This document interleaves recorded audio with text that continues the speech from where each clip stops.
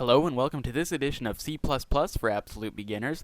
Today we're going to be talking about swapping two variables and also how to pass more than one parameter. So to get started, let's open up Visual Studio and let's start a new project. So we want to go to File, New Project. Make sure that the Windows 32 console application is selected. And I'm going to name this one Tutorial 2.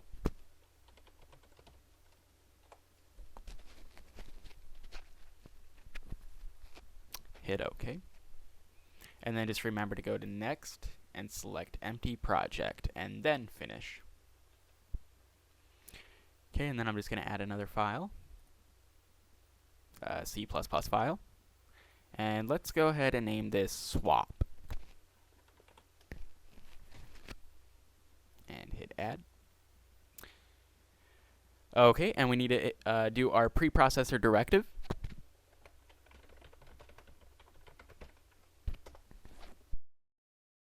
And as always, we need our main function. Okay, so what we want to do today is say we have two variables, a and b.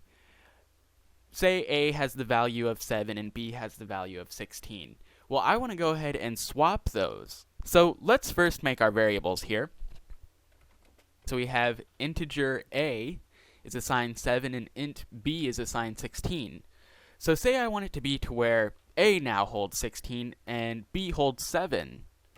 So let's go ahead and try this. Let's just say a is equal to b, and then that's the end of that statement, and b is equal to a. And that's the end of that statement. And then let's go ahead and print them at the very end here. Okay, so these are just some simple cout statements. We're going to say, okay, so the value of a is this, and the value of b is this.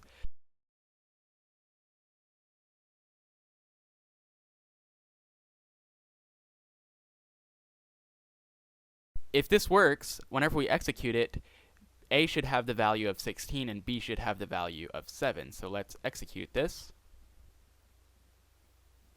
And it's compiling. And let's look at the result. We got a is 16 and b is 16. So what's going on here? To understand what's going on here, we need to look at the memory that C++ is using. How is it allocating this memory?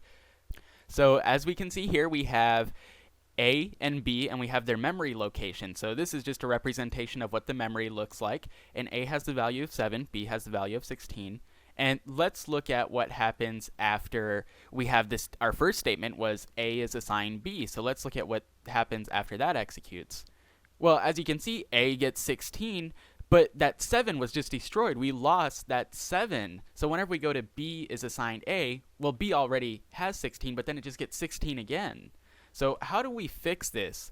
What we have to do is create a temporary memory location, something where we can store the value of a.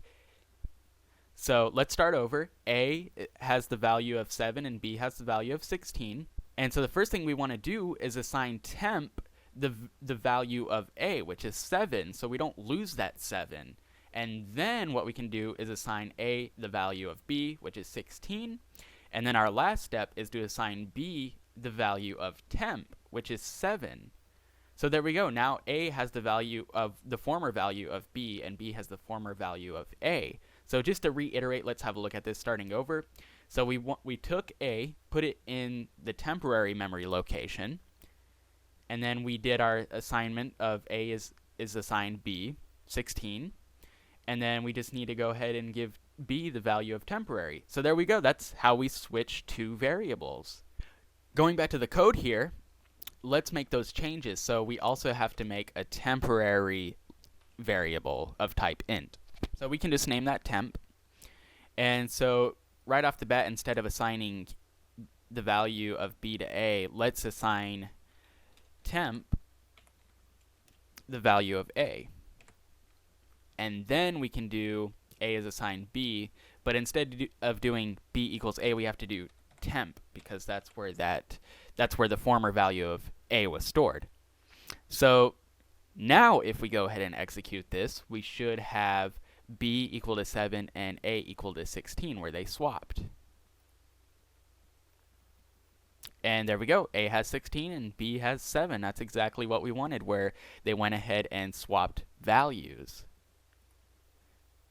So moving on to demonstrate how to pass more than one parameter, let's say we want to put this into a function. Remember, we want to keep our main function as short as possible. So let's make a swap function. So if you remember, the first thing we have to do is consider what's the return type. In this case, we're going to be working with two parameters that we need to pass. We need to pass a and b to this swap function because those are the variables we want to switch. So we're not going to be returning anything, so that can be void. And then we need to give it a name. Let's just call it swap, something meaningful. And now we have to worry about what parameters is it going to receive, which it's going to receive two integers. So let's just say integer x and integer y, and then closing parentheses. Now, take note how we pass multiple parameters. Notice how the two that we're passing are separated by a comma. You always have to separate multiple parameters with commas. So, say we wanted to pass 3 parameters. Well, we would have to separate that with 2 commas. And if we were passing 4 parameters, we'd have to use 3 commas to separate that, and so on. So, just keep that in mind whenever you're trying to pass multiple parameters. And we need our opening curly brace and our closing curly brace, and this is where code is going to go. And so we can create our temporary variable right here in the swap function. Let's call that temp. Oh, there we go. And then what we can do is just pretty much copy this code, except the only thing we need to do is change a to x and b to y, because down here in our swap function we have it set up to where it's going to get an integer by the name of x and another integer by the name of y. So now we can go back up here to the main function and delete all of this code that we moved down into our swap function. We're going to leave those integers a and b up here so that we can pass them whenever we call our swap function. So that just looks like swap, open parentheses, a, comma, b, and closing parentheses. So notice again how we use that comma to separate those parameters that we are passing. And of course, don't forget your semicolon after we call the swap function. So then we call the swap function, and x is going to get the value of a, which is 7, and y is going to get the value of b, which is 16, and we have our temp variable set up. And so temp is going to get the value of x, then x is going to get the value of y, and then y is going to get the value of temp, which holds the value of x, and that's our swap function. Okay, so now we have our function. We called it in the main function. We're forgetting one thing. We're forgetting the function prototype.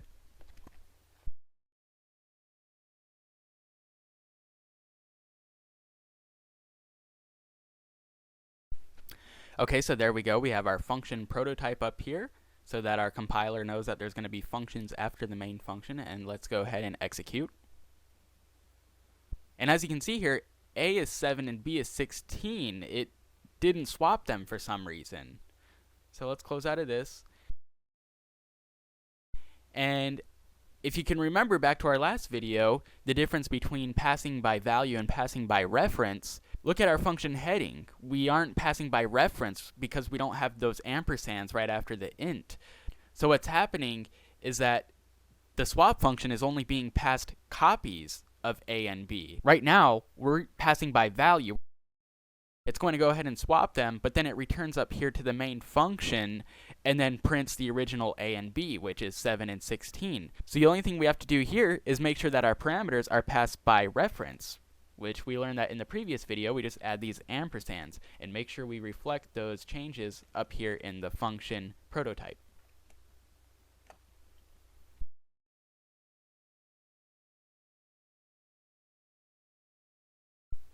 Okay, and now we should be good to go ahead and execute. And here we go.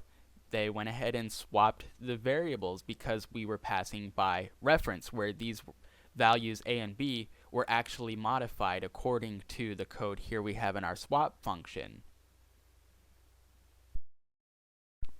So we declared our integers a and b, and then we called the swap function while passing a and b. X got the value of 7 and y got the value of 16, and our program went down into the swap function So we allocated some memory for the temporary variable, which is of type int, and then we had our swap function. Then we returned back up into the main function and printed the values of a and b, which were modified because we passed those parameters by reference.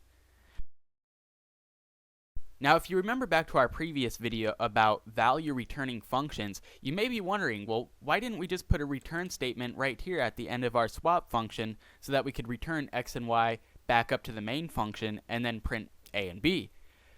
Well, the thing about C++ is we're only allowed to return one variable. So if I did something like return x and y, that's invalid because it only allows for a function to return one variable. Even if I put this return y on the next line, that's still invalid. So just know that we're only allowed to return one variable in a function. And I'm pretty sure the reason for that is because of the way C++ was written in assembly language, because there are languages that allow you to return more than one variable.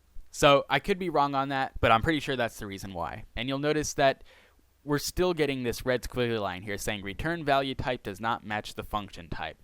What that means is we're trying to return something here, but this is a void function. And void functions don't return anything. That's why it's called void.